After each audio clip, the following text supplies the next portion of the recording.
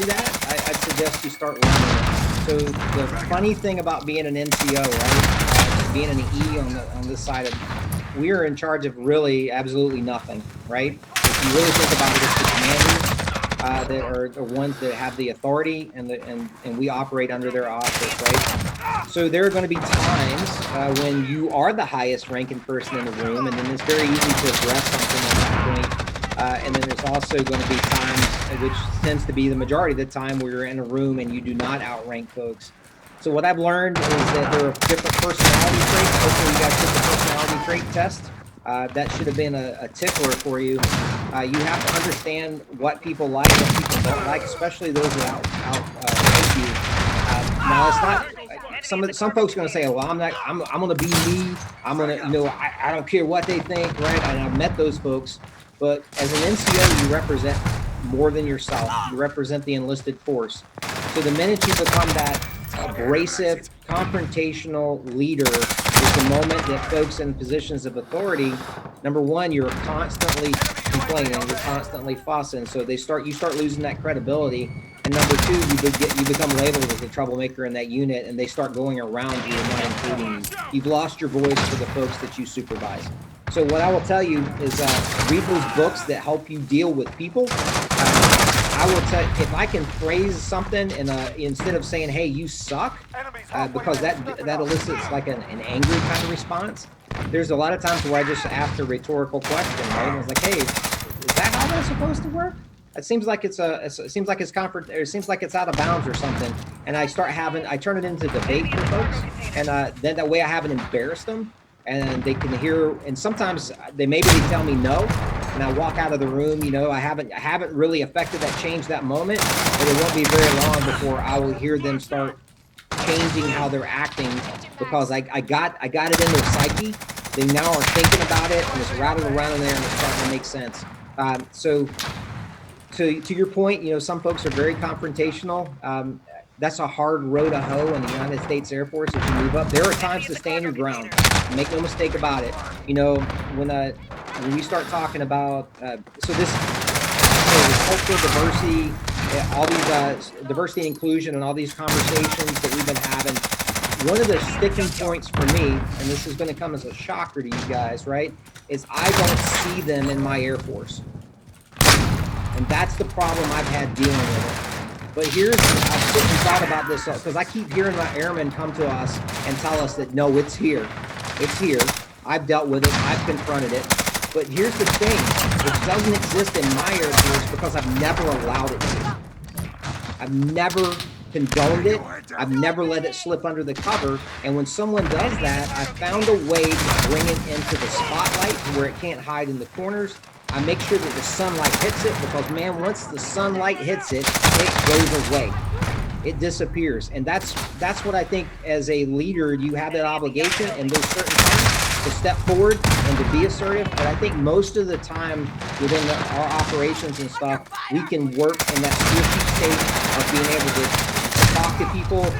You can't always come in with a hammer, right? So I guess that's probably the better way to put it, is develop that tool set.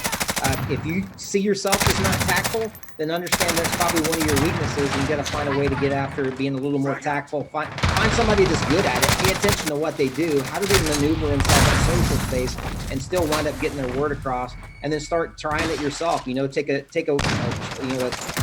Approach this way or approach that way, and see what works for you. And eventually, but it's always going to be growing.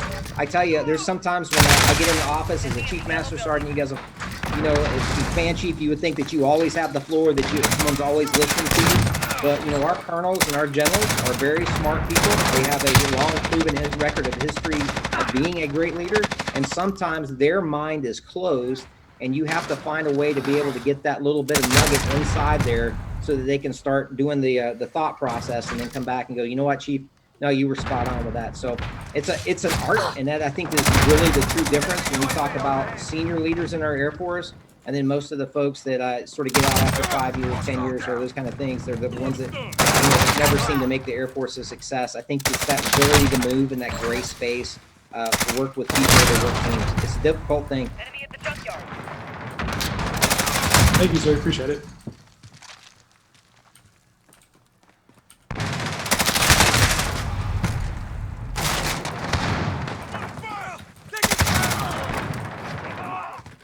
Hey sir, it's Senior Reports from Raptor Flight. So let's say like someone has like a reputation for being a certain way as like a senior airman, and they become a staff, and everybody sees you one way, but then you're trying to change, for the better for yourself and your wingman, but they kind of like refer to you in like that past self kind of way. How do you overcome that? So first off, you set yourself up for a hard way, and I think so. Everybody's got there's always a freedom of choice, right? We always talk that, but there's never freedom of consequences. And if you set yourself up to be the easygoing person, it makes it hard to flip over and start being an authoritative NCO. So what I will tell you is you will create more angst if you all of a sudden flip at one time and just become this thing, because first off, nobody's going to buy what you're selling because they know that's not who you are. So there are ways to operate in that gray space, and what I will say is you're going to have to work, or whoever this person is, sorry to single you out, but whoever's going to have to work on that, they're going to have to work on that one by one with the folks that they're talking about. And there's nothing saying like, hey, I understand how I acted yesterday, but today I am Staff Sergeant Peterson, and I have an obligation, I have a responsibility. So this is how we got to get there. And again, we go back to being human, leading through human, right? Some large organizations, it's harder when you got mass number of peoples, but you know who the folks are that are challenging you. And what I would say is engage with them, sit down and start building relationships with those folks that are being the hardest on you, and build that relationship with them. And you can turn that tide and you can turn it around. Yes, sir. Thank you. Are you hooking me? Yes, sir. Any final remarks? All right. So he's hooking me. So congratulations, right? ALS, and I'm sorry, I'm not going to apologize for it much. I know this is, when you talk to all the old people and went to ALS and all, this is something different. This is something that they never went through. And there's probably going to be some things that you did not, I wish I could have done it this different way. I wish we could have met in person. What I will tell you is really stop and reflect on what you guys have been going through over the last year, what you're going through in this ALS class. You guys are going to have one hell of a story to tell when you're a Chief Master Sergeant, you name the fill in the blank with your name, right? When you're standing up in front of an ALS class and talking to them, that's like, well, let me tell you about my ALS class, man. It was COVID, mask, the whole 9 yards, right? So congratulations on doing something that's just never been done before, right? You guys have been leading and following in a pandemic, and it has not been easy. So don't forget that as you move forward. Like, hey, we sort of stack the decks against you, and the fact that you're still on top, the fact that you're still swinging speaks a lot about your character, your fortitude, and who you are as airmen. So I just want to say congratulations. Thank you for what you are going to do for our airmen. I cannot tell you the number of times I sit in a class and I get the crappy supervisor story, right? You guys are stepping into that supervisor role. So what is the story going to be about from your airmen? So the one thing I let off here, we talked about me being in the Air Force for a long time. So make no mistake about it, May will be 30 years for me. 30 years in this United States Air Force. Buck Sergeant Mike Smith was my first supervisor. He had dandruff in his eyes. His hair was greasy. His uniform looked like he had pulled it out of the bottom of a corner. Team deathmatch. Was not a great leader. My supervisor was Dale Walker. He gave me my first and only letter of counseling and had to pull me back to right of center. But I wanted that to resonate with you. 30 years in this career, I can still tell you the name of my supervisor. So if you don't think you're not going to have an impact on these folks that you're about to step into, you're wrong. So if there is anything that I can do for you, to help you be a better leader, to help you get to yes, to be able to, whatever I need to do to help you be winners in our Air Force, you let me know. Because I really want you guys to be successful. So with that, I'll see you tomorrow at graduation. Hope you guys have a great day. I'm out. All right, Chief. Thank you. Thanks so much, Chief. Have a good one. Have a good one, sir. Free lunch. Sounds nice. All right, team. Let's take a quick break. It's 1:35. Let's take a 10-minute break. Go back to your original Zoom ID, and then your instructor will give you more instructions. Okay? All right, thanks, sir. You're welcome. Thank you.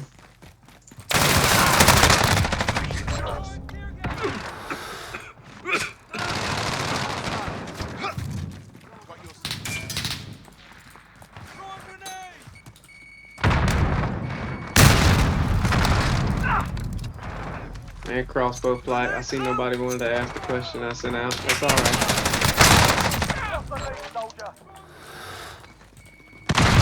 By the time, I didn't even see the question until you just said something, and I just scrolled through that. Hey, I thought that was a good question.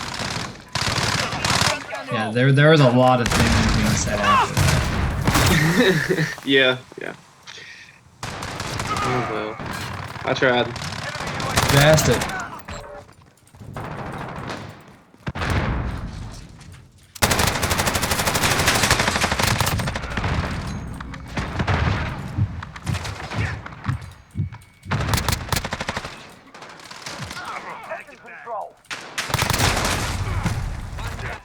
Enemy at the compound.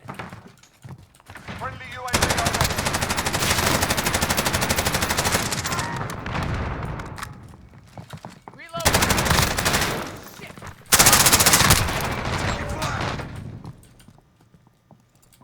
Enemy at the back alley.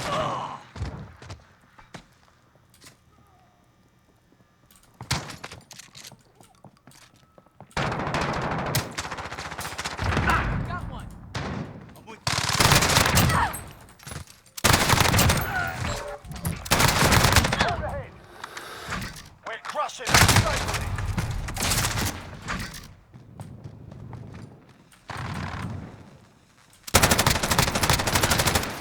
Enemy at the compound.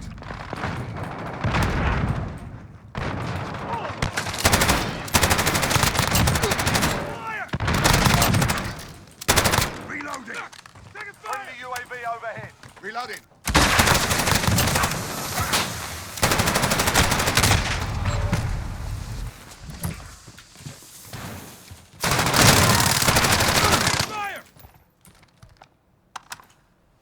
That gave them something to think about. Good work. Hey, that's our Merkel.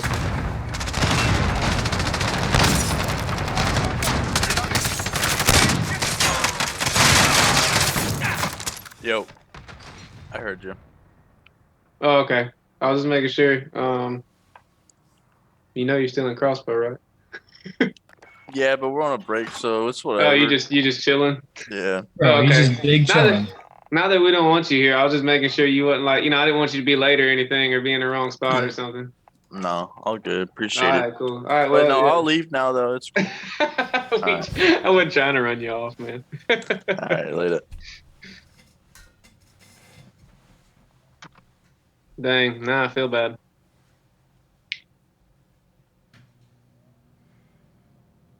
That's why I didn't say anything. Oh well, whatever. Gosh, such a jerk. I hate myself. Gotta get the Commandant Award in case everybody. I didn't get it, bro. I ain't got it yet. Not yet. I may not get it. I don't know, man. I may not have done so well. You're definitely gonna get it. I don't know. Don't forget, Airman Crone's wife is also up for it. She's pretty sharp. Pop it up. Oh my god. Pop it Nah. Everybody, so I got to talk with the other nominees. They're all pretty cool, actually. I think they all probably would have done pretty well in this flight. Sergeant Cody may be the one person that talks more than me, though. Can't confirm. Work with them.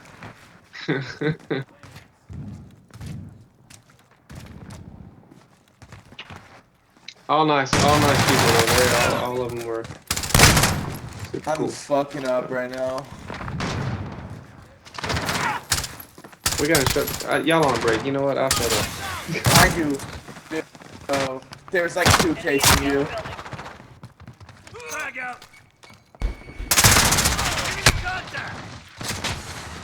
Baby,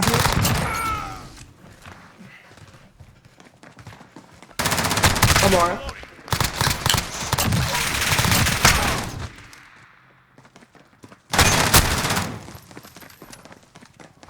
Friendly UAV overhead. Team deathmatch. Enemy threats in the AO. Weapons hot. Taking control.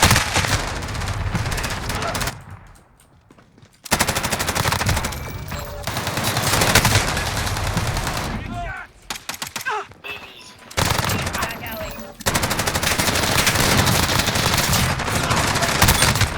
Target down.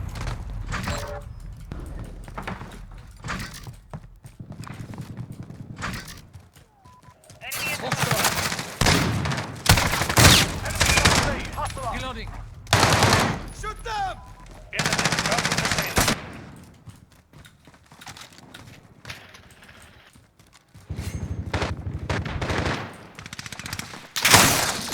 Shoot me, you bastard.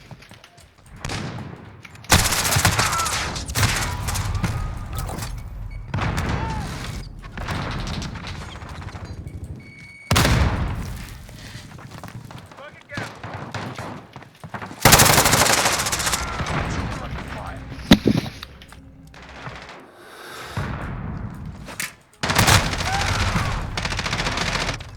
Changing mag. Taking fire. enemy at the junkyard.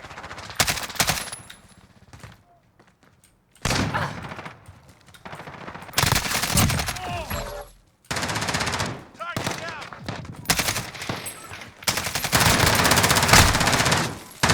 Back alley.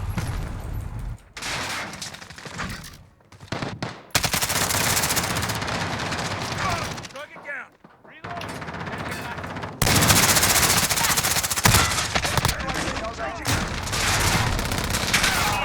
Changing max.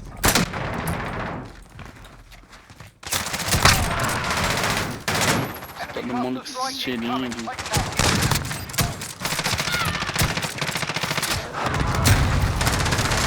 alley. Enemy's halfway there. Step it up. Fuck.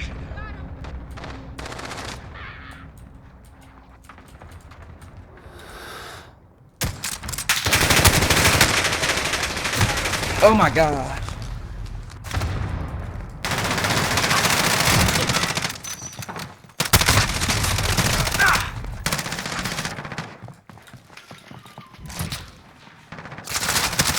Enemy at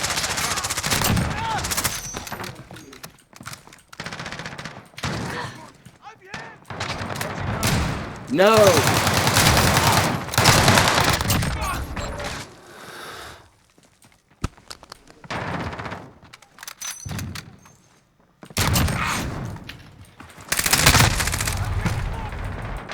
Enemy UAV overhead. enemy at the yellow Give me that, nigga.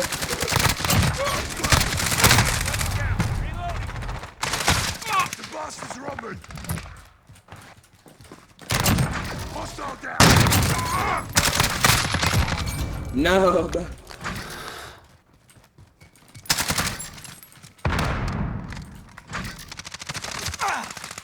Hey, Coach Lil. You gotta turn in your sense real quick. You gotta turn your sense a little down a little bit. Hostile down.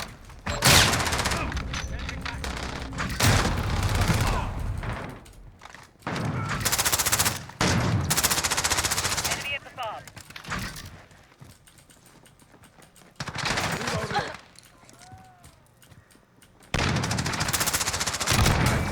Got them.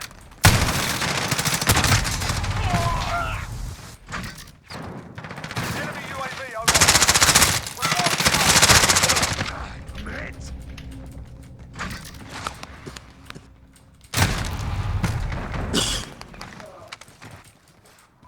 Enemy at the cargo containers.